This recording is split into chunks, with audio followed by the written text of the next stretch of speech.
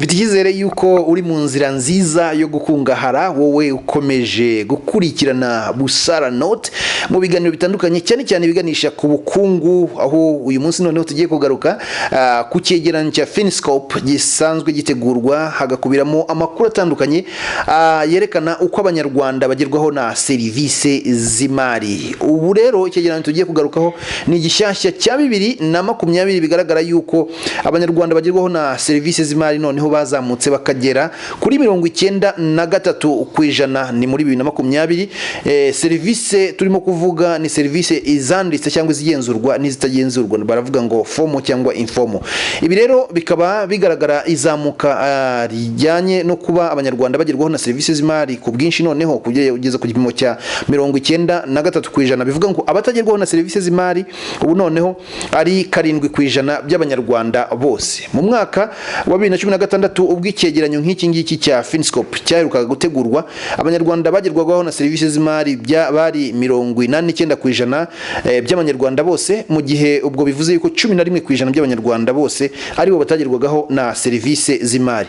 Bitandukanye nanone n'icyegeranyo kindi cyari cyateguwe muri 2012 ubwo cyategurwaga nanone amakuru yagaragazaga yuko abanyarwanda bagerwagaho na serivisi z'imari icyo gihe bari 72% by'abanyarwanda bose. Bivuga yuko iyo urebye abataragerwagaho na serivisi z'imari bageraga kuri 28% byose by'abanyarwanda batagerwagaho na serivisi z'imari icyo gihe. Hanyuma icyambere cyateguwe icyegeranyo cya Finscope cyateguwe bwa mbere cyari muri 2008. Icyo gihe abanyarwanda bagerwagaho na serivisi z'imari bari 48%. Bivuga ngo icyiciro kinini cy'abanyarwanda ntago bagerwagaho na serivisi z'imari, ndavuga abanyarwanda barenga 52% bose ntago bagerwagaho na serivisi z'imari. Urumva ko imibare yagiye izamuka uvuye kuri 48% mu mwaka wa 2008 hategurwa icyegeranyo cya mbere, hakajyaho icyegeranyo cya kabiri cya 2012 abanyarwanda bazamutse abagerwaho na serivisi z'imari bakagera kuri 72%, ndetse muri 2016 icyegeranyo cyagaragazaga yuko abanyarwanda bagerwaho na serivisi z'imari bari 89%.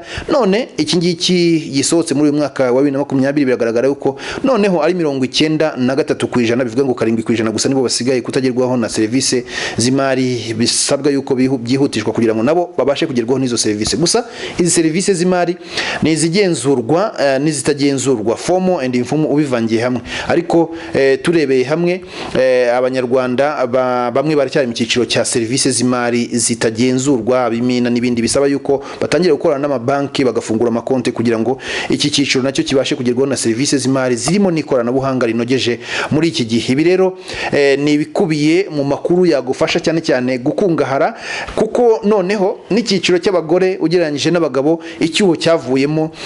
Ubona ko 8% by'abagore aribo batagerwaho na serivisi z'imari, mu gihe 7% by'abagabo aribo batagerwaho na serivisi z'imari. Bivuga rero ngo icyuho cyaragabanutse. Ubu ngubu uri hehe? Urimo urakora iki kugira ngo ubashe kungahara?